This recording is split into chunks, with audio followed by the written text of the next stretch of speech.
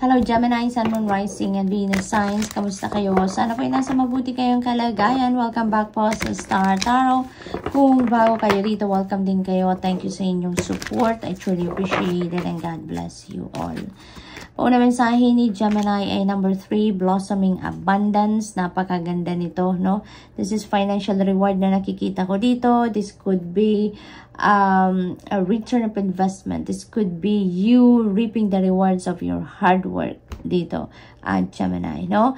Nag-blossom na, nag-thrive na, nag-grow na, kung ano man itong kinakultivate ninyo, kung ano man itong endeavor na sinimulan ninyo. Trabaho, career, negosyo, whatever that is, you know, parang makikitaan nyo na to ng bunga sa ngayon. Makikita nyo na umuusad, nagpo-progress, no? Kung ano man ang ginagawa ninyo. So, this is really beautiful, no? Kasi, para magsisimula na kayong umani ng kung ano man ang inyong pagsisikap na ginagawa dito. Meron ng financial gain dito akong napipick up, Gemini. So, good luck to that. What else? We have number 29, the world energy. Napakaganda, napakaganda. Number 9 plus 2 is 11. So, itong number 29 na ito po, that becomes number 11. And number 11 is a very spiritual and very powerful number, no? Kaya please look up for the meaning of number 11 din po for more guidance, Gemini. No, there is another information there na ipinapakita sa inyo or ipinaparating sa inyo ng divine universe.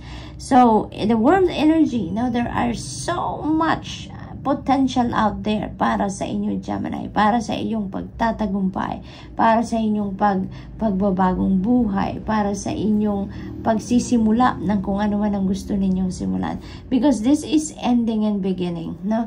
This is ending and beginning. There are things, no, na nasasara na ninyo sa buhay ninyo because you are facing newness. You are heading towards something new, no, na mas magi-enjoy kayo, mas magiging contentment kayo, mas magiging masaya kayo, yung mga ganon. So, there is something dito that you are going to close the chapter na sa buhay ninyo and you're going to embracing new, no?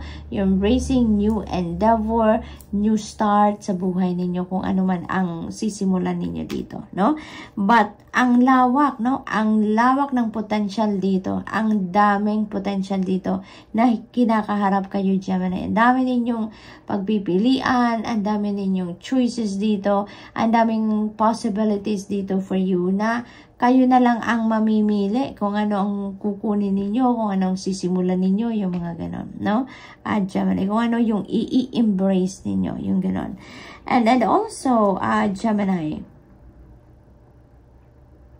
ang iba din sa inyo dito, maaaring you are walking away from being an employee, no? Maaaring magiging entrepreneur na kayo ngayon, no? Maaaring yun ang pinipili nyo na ngayon, na maging negosyante na kayo at hindi na kayo magtatrabaho as an empleyado, no? Maaaring gano'n ang ganap. Maaaring ang gagawin ng iba sa inyo dito is to start a home-based business, online business, yung mga gano'n, no? Home-based business, yun ang napipick up ko na kanina pa. So, maaaring may ganong ganap ang iba sa inyo dito.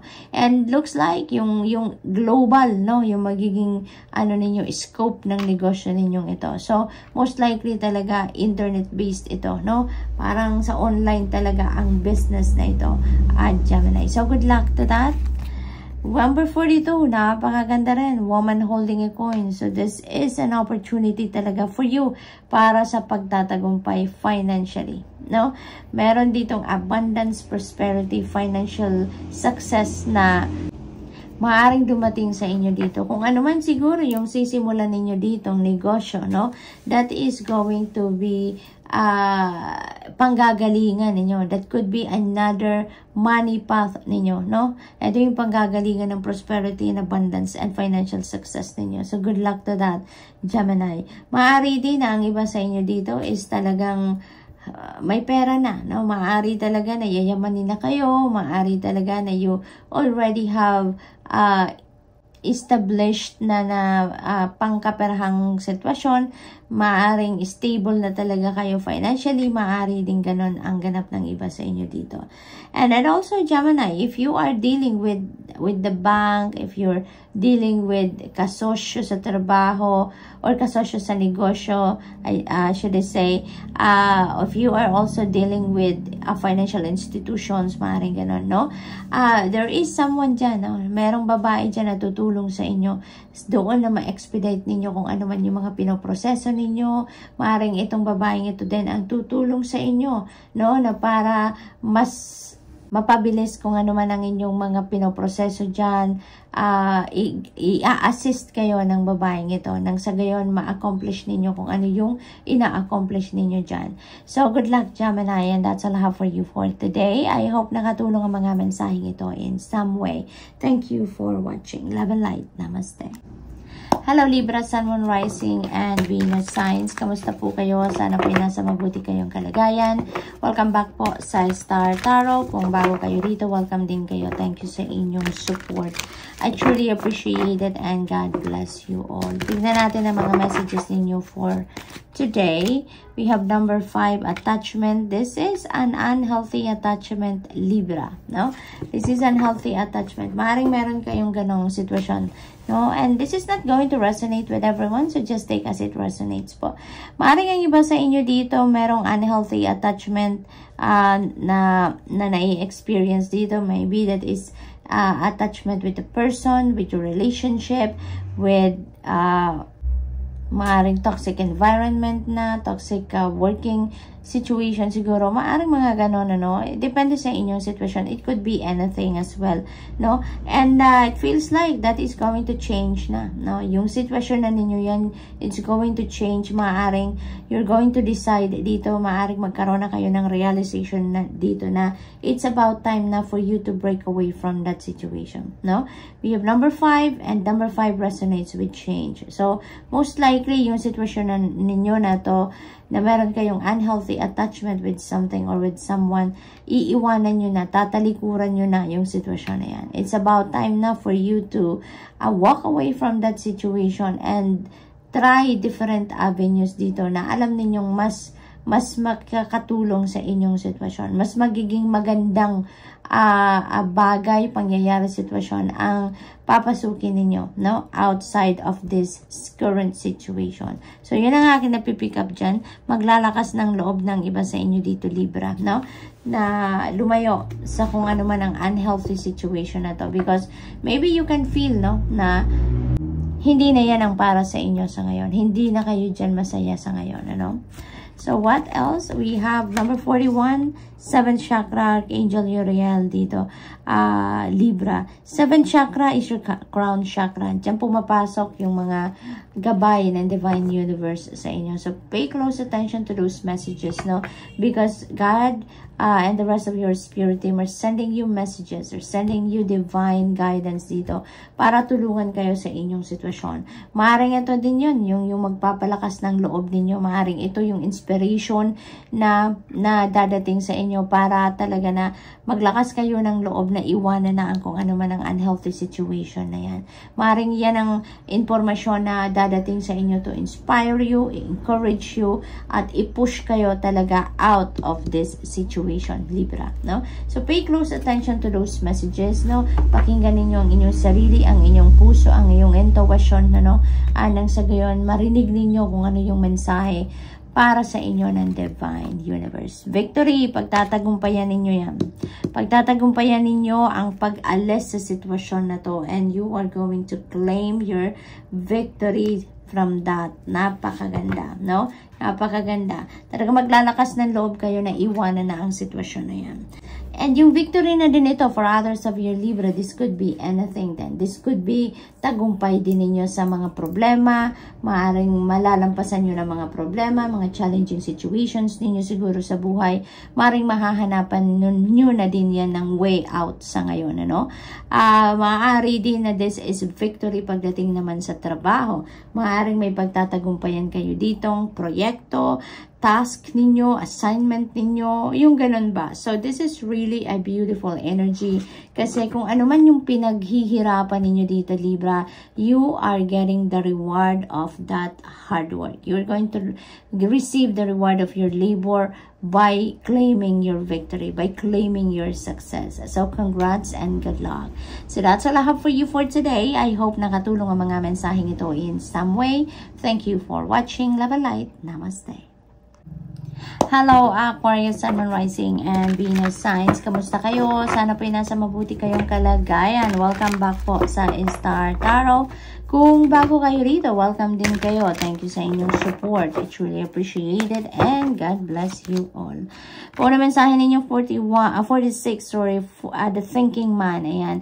Most of you siguro dito, Aquarius, is looking for a teacher, looking for a mentor, looking for maaring someone that can help you, guide you na magkaroon kayo ng kung anong hinahanap ninyong knowledge, no? Maaring ganun ang ganap dito. Maaring nag-aaral din ang iba talaga sa inyo, so maaring naghahanap kayo ng mas makakatulong sa inyo para mas maintindihan ninyo ano yung inaaral ninyo. That is also possible. Maaari din ang iba sa inyo dito is siguro nag-enroll muli sa school, or siguro sa online, nagtitake kayo ng online courses, or maaaring nagre-research kayo, no? Kasi maaaring may pinaghahandaan kayo. Kaya kaya nag-aaral kayo. It's because may pinaghahandaan kayo, no? Maaaring ganun. That could be gusto ninyong mag-expand pa talaga ng iyong knowledge dahil mas gusto ninyong mas gumaling pa kayo, no, sa kung ano man na ang area na pinag-aaralan ninyo. Maaaring ganun din ang ganap. For others of you, maybe nag-aaral kayo, nagtitake kayo ng additional courses or different courses dito para mapaghandaan ninyo ang pag-change ninyo ng career path, no? So, maaaring may ganun ganap din ang iba sa inyo. So, what else? We have number 4, happy family. Napakaganda. So, ang linaw-linaw na sinasabi niya, this is happy family, domestic bliss, domestic happiness ito, no? So, napakaganda nito kasi maaring ito yung pinangarap ninyo talaga na magkaroon ng masayang pamilya. Masaya ang pamilya dahil maaring lahat ng kailangan ninyo kung ano yung gusto ninyo ay maaring nandyan na puprovide ninyo para sa inyong pamilya, no? At everyone is happy, everyone ay nagkakaintindihan, masaya ang samahan, may harmony, may contentment, may satisfaction sa buhay itself, no? Kaya masaya ang bawat isa, no? So, maaring that is your dream and it is coming to reality. Maaring yan ang pinagsisikapan ninyo at maaring makikita nyo na yan. Sa ngayon, ang masayang sitwasyon ng pamilya, maaring ganon din ang sitwasyon dito for others of you. So, this is really beautiful, no? May napipick up din ako dito na siguro ang iba sa inyo mag-outing, maaring merong get together, may gathering kayo bilang pamilya kasi maaring ang iba sa inyo watak-watak, no? Kung saan-saan nakatira, maaring meron ditong, kasi siguro mga ano na din kayo, may kanya-kanyang buhay na, 'di ba? So, all over the place siguro ang buong pamilya at ngayon magtitipon-tipon kayo, you're gathering ngayon para baka family reunion din. Maaring may ganun ang sitwasyon dito. Yun din na akin napipick up dyan. So, good luck po at mag-iingat kayo sa mga pagbabiyahe ninyo. Okay? So, we have number 5, attachment. Ayan. So, yung attachment naman na to, this is unhealthy attachment, no? This is unhealthy attachment. And you know what, Aquarius? Napakaganda rin ng napipick up kong energy dito because this is number 5. Diba? Number 5. And number 5 resonates with change. So, kung ano man ang unhealthy attachment na to, most likely, there is a realization for you dito, Aquarius, na it's about time na for you to change your situation sa pagkakataong ito at kayo'y palayain nyo na yung sarili ninyo out of this unhealthy attachment, no? So, kung ano man to, relationship man yan, attachment yung naman yan sa tao, no? Siguro, super nega yung taong yan, no? Na meron kayong attachment or your relationship with, or Maaring overwhelming trabaho naman yan. Maaring overbearing boss yan. It could be anything, no, that you have an unhealthy attachment with. No, ang pakiramdam ko dito, you are going to break away from that situation na sa ngayon. You are going to do something, no, para makaalis ka na sa sitwasyon na to, no? You are heading towards positive change sa buhay ninyo. Katabi niya si Happy Family. Very vibrant energy. Kaya most likely talaga iiwanan nyo na kung ano man ang sitwasyon na to sa ngayon, Aquarius. There are going to be ideas, inspiration, epiphanies na dadating sa inyo at magkakaroon kayo ng lakas ng loob na iwanan na kung ano man ang hindi na magandang sitwasyon na to na kinabibilangan ninyo. Now, you are heading towards positive change. So, good luck to that, Aquarius, and that's all I have for you for today. I hope nakatulong ang mga mensaheng ito in some way. Thank you for watching. Love and light. Namaste.